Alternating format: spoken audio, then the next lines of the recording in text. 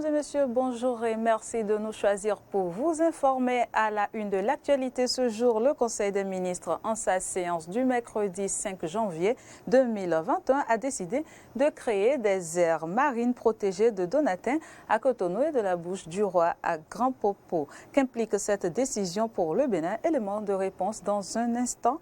Le Bénin, depuis peu, à l'instar de ses voisins, subit des attaques terroristes.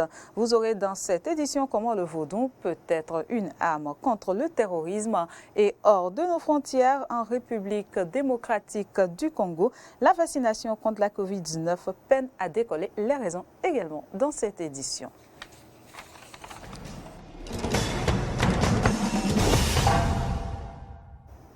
Nous démarrons cette édition avec le président de la République, Patrice Athanas Guillaume Talon, qui a procédé le vendredi dernier à l'échange de vœux avec les représentants des corps constitués de la nation et du corps diplomatique accrédité au Bénin. La cérémonie s'est déroulée dans une salle des ambassadeurs récemment rénovée. Suivez.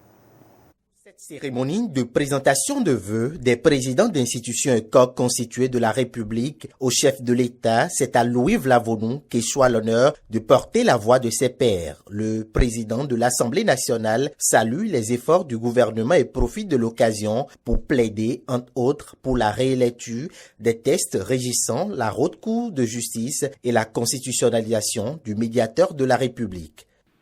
La haute cour de justice, pour sa part, quoique reconnaissante pour votre bienveillante attention, demeure confrontée au problème crucial et sempiternel de la mise en œuvre des procédures conduisant à sa saisine.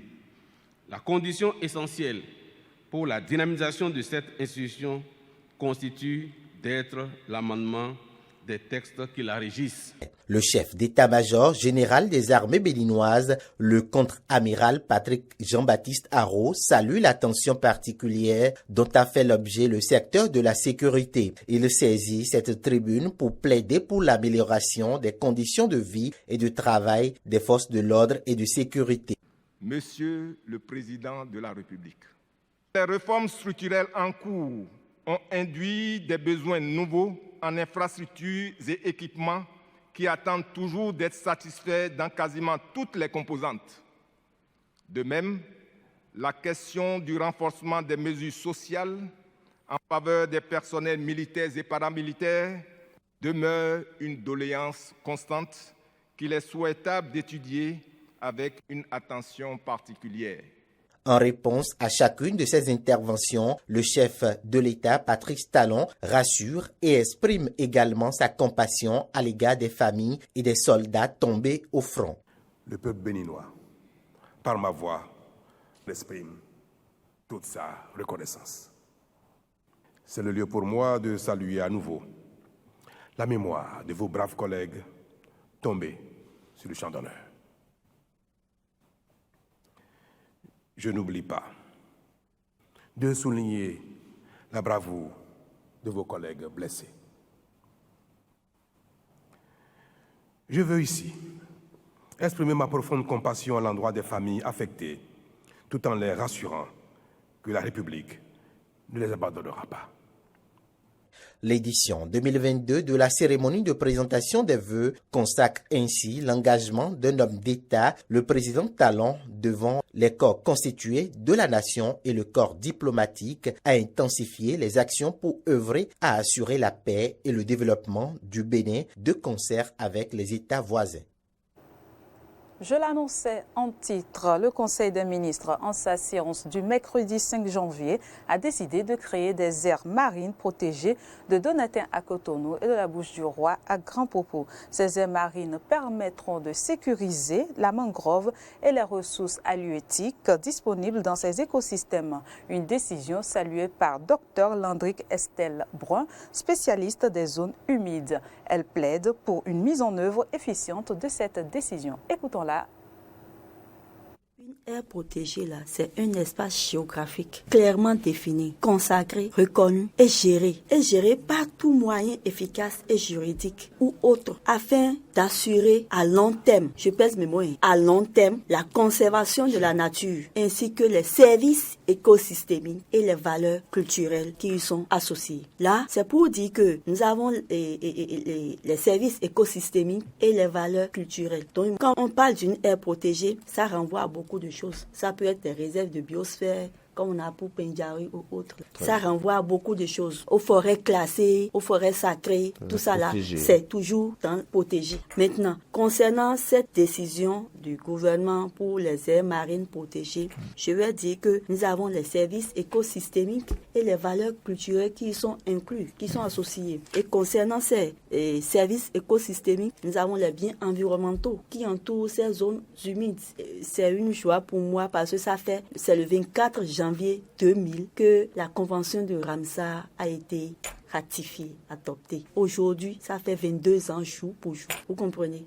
Et les zones humides sont de 3 types. Nous avons les zones humides marines, les zones humides continentales et les zones humides artificielles. Concernant les zones humides marines, c'est ça que le gouvernement vient de protéger en adoptant la création d'une aire protégée. Et il va falloir la mise en œuvre efficace et idoine pour cette création. Parce qu'il est bien de le dire, mais l'application, c'est ça on veut. C'est bien pour nous que cette loi, que cette décision soit prise. Mais on veut l'application réelle. Et n'oublions pas qu'il y a des espèces qui sont menacées. C'est toujours dans l'option de protéger ces espèces-là qui sont menacées ou qui sont en voie d'extinction qu'on a instauré cette création des aires marines protégées. Ça permet aux espèces de rentrer dans leurs droits effectifs.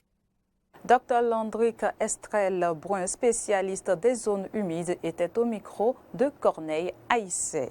Et pour ce qui est de l'application du PAG2, il est décidé la rénovation des boutiques qui ceinturent le stade de l'Amitié Mathieu Kérékou. Pour y parvenir, le gouvernement de Patrice Talon doit procéder à leur démolition, d'où le moratoire de 3 mois qui est adressé aux locataires des 10 lieux. Pour ces derniers, l'objectif du gouvernement est noble, mais le délai accordé et qui prend fin le 31 mars 2022 est trop court. Ils invitent les autorités gouvernementales à revoir un peu leur décision. Suivez plutôt.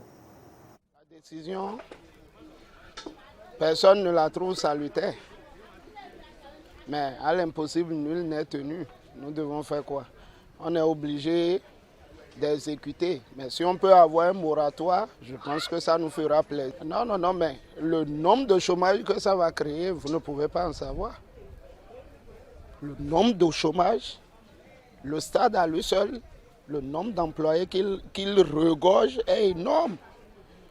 Le nombre de chômage qu'il décrypte est énorme. Sincèrement, sans vous mentir.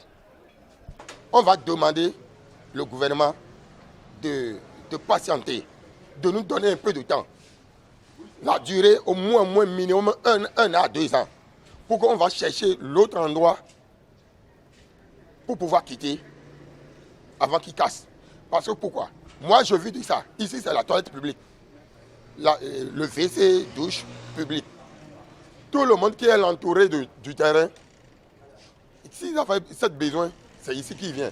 Il n'y a qu'une seule genre de choses ici. Bon, maintenant, moi-même, le patron qui parle maintenant, je vis de ça. Dans mon foyer, dans ma famille. Maintenant, quand on casse maintenant, ça revient que je suis en chômage. Maintenant, on ne nous a pas averti de temps. C'est en décembre qu'on a commencé par attendre ce coup de fil-là. Mais en janvier, maintenant, c'est pratiqué que le 31 décembre et le 31 mars, ils vont casser. Le temps est tout juste. Si le gouvernement peut nous donner au moins 1 à 2 ans pour qu'on va chercher d'autres emplois ou bien d'autres endroits pour pouvoir améliorer les choses, ce sera mieux. Maintenant, moi, je n'ai pas de grand-chose. Moi, je vois les boutiques qui ont des stocks de grand-chose dans leurs boutiques. Maintenant, ce que j'ai, c'est avant le 31 là, je dois quitter. Je vais ramasser tout ça là, je vais mettre ça où? Bon, maintenant, voilà mon problème. J'ai des employés. Eux aussi, ils vivent de ça.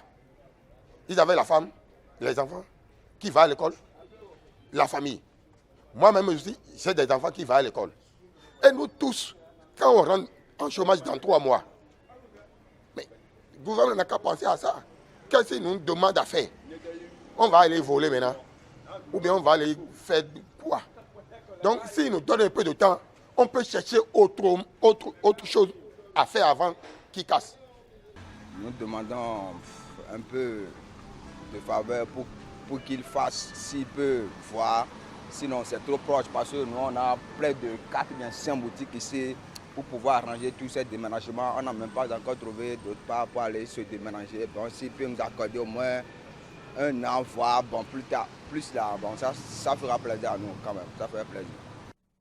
Restons toujours au Bénin, mais intéressons-nous aux pays voisins. Au Burkina Faso, le président de la République a instauré hier un couvre-feu nocturne sur toute l'étendue du territoire national en réaction aux mutineries qui ont eu lieu dans plusieurs casernes militaires du pays ce dimanche. Donc hier, toute la nuit, rumeurs et contre-rumeurs de coup d'État ont circulé. Les mutins demandent au gouvernement plus de moyens pour lutter contre le terrorisme et les changements au sein de l'état-major. Malgré ces mesures, plusieurs sources font état de l'arrestation du président Roch Marc Christian Kaboré qui serait détenu dans un camp militaire de la capitale Ouagadougou. Le coup d'État est confirmé selon un officier qui dit, je cite, « Il faut patienter, il y aura une déclaration dans les prochaines heures ». Fin de citation. Selon un autre haut gradé de l'armée, les mutins exigent la démission du président Roch Marc Christian Kaboré. Une déclaration est attendue dans les prochaines heures. Pour mieux comprendre la situation qui prévaut actuellement à Ouagadougou, la rédaction d'Eden TV a joint pour vous Morgane Assogba Metodji, spécialiste des relations internationales. Écoutez-les.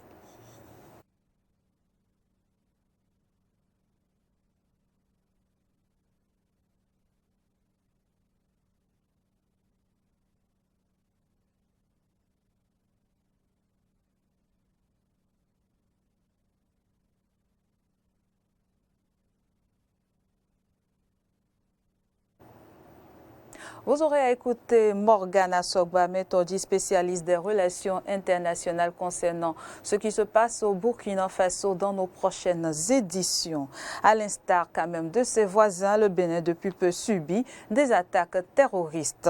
Une situation qui inquiète la population, mais également les gouvernants qui rassurent de leur détermination à lutter contre le phénomène. Connu au-delà des frontières comme le pays du vaudou, il est révélé que le Bénin pourrait se servir de ces pratiques occultes comme des armes redoutables contre le terrorisme. Les explications dans ce mini-magazine signé Juste-Aimé Defodji.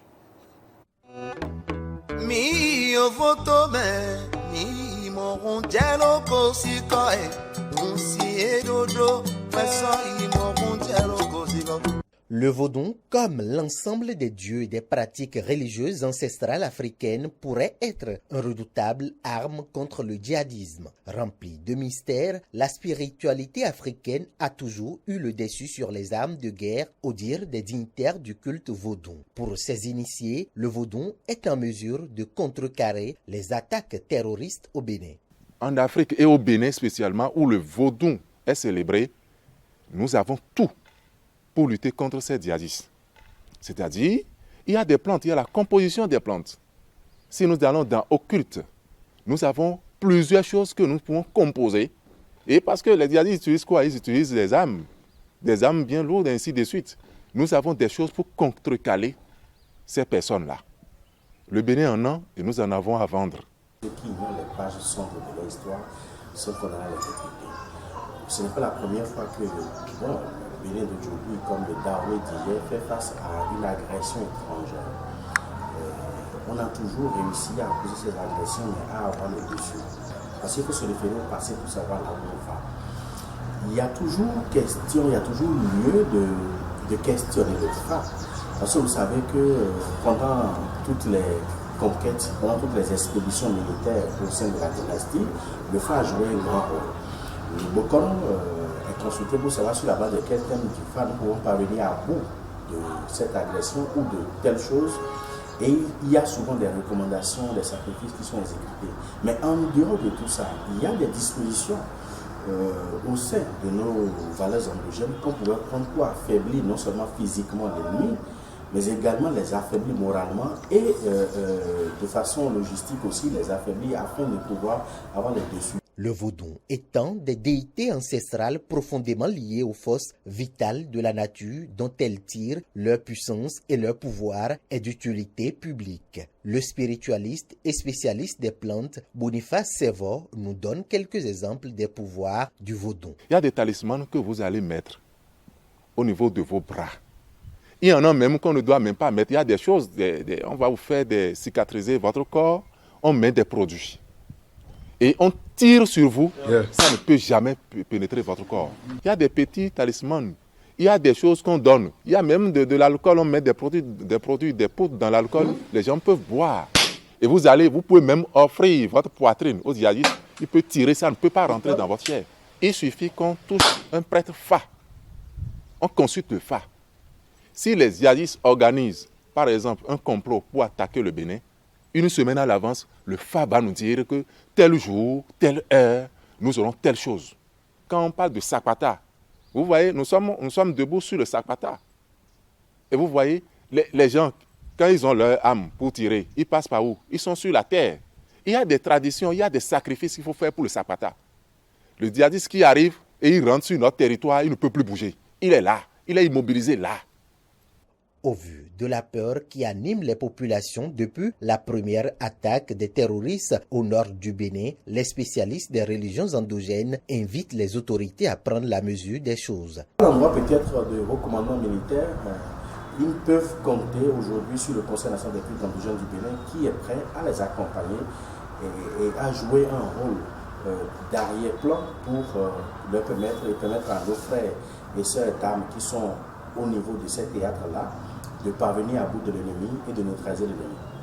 Je voudrais dire de mettre toutes les dispositions possibles, y compris le culte vaudou, d'accord, la sécurité républicaine, d'accord, mais toucher le vaudou, c'est la fête de vaudou. Nous avons vu des choses horribles. Vous voyez quelqu'un qui est debout sur la braise, il ne bouge pas. Quelqu'un qu'on a mis dans une marmite, il est là. On a mis le feu s'allume, il est là, il ne bouge pas. Donc quand on voit de ces choses, ils doivent savoir que nous avons des choses au Bénin, on pourra toutefois les aider dans leurs attaques, dans l'attaque des djihadistes à notre rencontre. Le vaudou est composé, entre autres, de 4 divinités qui jouent chacun un rôle essentiel dans la stabilité socio-économique et sécuritaire du pays, affirment les prêtres vaudous. Il s'agit de la divinité Rebioso, dieu du feu, la divinité Sakpata, dieu de la terre, la divinité Oro, dieu de l'air et la divinité Tohosu, dieu de l'eau. Toujours au volet religion dans ce journal, après l'inauguration de son temple dénommé le Palais de la Gloire, le pasteur Elvis Dagba organise à compter d'hier dimanche 23 janvier un séminaire portant sur le thème « Les mystères de la gloire ». Le compte rendu est signé Arnaud Moriagua. Vu sur 4 séances, ce séminaire qui porte sur le thème « Les mystères de la gloire » a permis au pasteur Elvis Dagba de faire comprendre aux participants la différence entre puissance et gloire. La puissance est différente de la gloire. Et je l'ai expliqué, ceux qui ont la gloire, ceux qui ont atteint une dimension de gloire, la puissance est à leur service. La puissance travaille pour ces personnes-là. Et bien sûr, quand nous voyons par exemple un président de la République, il n'est pas armé, mais les militaires autour de lui, les policiers, les gardes sont armés. Eux, ils sont puissants. Mais le président, lui, il est glorieux. Alors en tant qu'enfant de Dieu, nous devons manifester la gloire. La gloire cabote, et c'est ça, j'ai expliqué, c'est une gloire qui fait que même ta parole pèse. Quand tu dis, la chose arrive. Et c'est ce que le Seigneur m'a instruit, m'a inspiré à révéler au peuple, afin d'amener le peuple de Dieu dans cette dimension-là. Nous avons la gloire d'Oxa, mais cette gloire vient juste colorer notre vie, et vient juste manifester le parfum, la présence du parfum de Dieu dans notre vie. Mais en réalité, nous n'avons pas besoin de ça. Nous avons besoin vraiment du règne glorieux de Dieu dans notre vie. En un mot, la gloire est simplement la présence de Dieu dans la vie d'un homme. Si la puissance est au service de la gloire, cette dernière comporte 7 dimensions. Au cours de cette séance, le pasteur Elvis Dagba a développé aux participants les 3 premières dimensions. La première chose que j'ai eu à dire, j'ai parlé de tous ont péché et sont privés de la gloire de Dieu. La Bible a révélé. Donc le péché peut amener, n'est-ce pas, à perdre la gloire de Dieu. On peut vivre dans le péché, mais manifester la puissance, mais pas la gloire. Voyez, donc c'est très important. Et la deuxième chose que j'ai eu à aborder au cours de ce séminaire, qui est aussi très importante concernant la gloire, nous avons parlé, vous voyez, par exemple, le roi Nebuchadnezzar. Le roi Nebuchadnezzar a demandé à Shadrach, Meshach et Abednego qu'on les jette dans la fournaise ardente. Et quand vous regardez très bien, ils sont ressortis, mais il y avait une 4e personne qui était dans cette fournaise-là et qui n'était pas sortie avec. Ça fait que la gloire fait changer d'avis à ceux-là qui ne vous considèrent pas, ceux-là qui vous ont classé peuvent vous surclasser. Et j'ai parlé de ça, j'ai expliqué. Donc je rentre que dans les profondeurs de ce que je suis en train d'expliquer. Et la 3e chose également qui est aussi très importante et que nous devons savoir, vous savez, la gloire de Dieu est une gloire révélatrice qui vous révèle au monde, qui fait que les personnes même insoupçonnées, respectables, viennent à votre rencontre. Au terme de la séance de ce dimanche, certains participants se sont prononcés. J'ai retenu beaucoup de choses. J'ai senti l'évolution. J'ai senti, non la déviation du chemin de l'Éternel. Et sûrement, la gloire dont il a parlé ce matin se manifestera dans toutes les vies. L'apôtre Pasteur Elvis Dagba nous a vraiment enseigné sur ce qu'on appelle la gloire. Et il a dit qu'il y a 3 types de gloire. Il y a la gloire d'Ossa, et il y a la gloire Kabot, et il y a la gloire Shekinah. Bien-aimé, viens recevoir les révélations profondes qui sont cachées dans ces enseignements. Et ta vie sera une vie de gloire. Le séminaire sur les mystères de la gloire au temple Le Palais de Gloire va se poursuivre jeudi et vendredi prochain pour s'achever le dimanche 30 janvier. Sortons à présent de notre pays, mais restons sur le continent africain. En République démocratique du Congo, la vaccination contre la COVID-19 peine à décoller. Et pour cause, la population reste sceptique malgré les campagnes publicitaires mises en place par le gouvernement. Reportage. 0,2%. C'est le taux de vaccination contre le Covid-19 à la mi-janvier en République démocratique du Congo. Depuis le lancement de la campagne le 19 avril dernier, près de 150 000 personnes dans ce pays de plus de 100 millions d'habitants ont franchi le pas. Parmi elles, beaucoup d'étrangers et des Congolais qui voyagent régulièrement. À Goma, à l'est du pays, de nombreux habitants s'inquiètent des conséquences du vaccin à long terme. D'autres n'en voient tout simplement pas l'intérêt. Je ne suis pas malade, donc je ne vois pas l'importance de me faire vacciner contre le Covid-19. Je ne suis pas souffrant, donc il n'y a pas d'intérêt à le faire. Je n'ai pas le Covid. Dans les locaux de Téna, une radio communautaire locale, les journalistes sont mis à contribution. Ici en Afrique et partout dans le monde, la vaccination est gratuite. Alors, faisons-nous tous vacciner. Chaque jour, ils diffusent des appels à la vaccination et des informations sur le vaccin en français et en swahili. Mais là aussi, ça coince. J'écoute la radio. Ils disent que le vaccin est disponible au Congo et qu'il est déjà à Goma. Ils nous appellent à nous faire vacciner contre le Covid-19. Mais moi, je me demande comment ils vont nous vacciner alors que nous, le peuple congolais, nous n'avons pas de Covid-19 ici. Le coronavirus dont ils parlent, je le vois nulle part.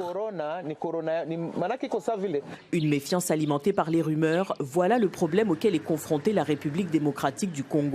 Dans ce centre de vaccination vide, le docteur Mugisho attend ses premiers patients, parfois pendant des heures. Les gens ne viennent pas vraiment en masse, ils viennent 1 ou 2 personnes. Après l'intervalle de 1 heure ou 2 heures, une autre personne peut venir. C'est comme ça que ça marche ici. Il y en a qui disent que les Blancs veulent les tuer, il y en a d'autres qui pensent qu'ils vont mourir dans les 5 ans. Alors il y a beaucoup de méfiance autour du vaccin. Le responsable régional du programme de vaccination au Nord Kivu se montre malgré tout optimiste. S'il affirme que la campagne progresse, il reconnaît toutefois quelques failles. Avec la nouvelle technologie de l'information, tout le monde a le téléphone La plupart reçoivent des infodémies ici et là qui viennent de l'Occident, des anti-vaccins, des théories des complots. C'est toutes ces informations-là qui découragent la population. Pourtant, la plupart de ces informations n'ont pas de base scientifique. Début janvier, le gouvernement congolais a affirmé poursuivre la sensibilisation de la population. Il a également rassuré que le stock des vaccins reste suffisant pour couvrir les demandes. La fourchette de péremption va quant à elle de février à juillet 2022. C'est la fin de ce point de l'actualité. Merci à tous de l'avoir suivi. Les informations se poursuivent sur nos différentes plateformes digitales, Facebook, Twitter et YouTube, et sur notre site internet www.benin-eden.tv.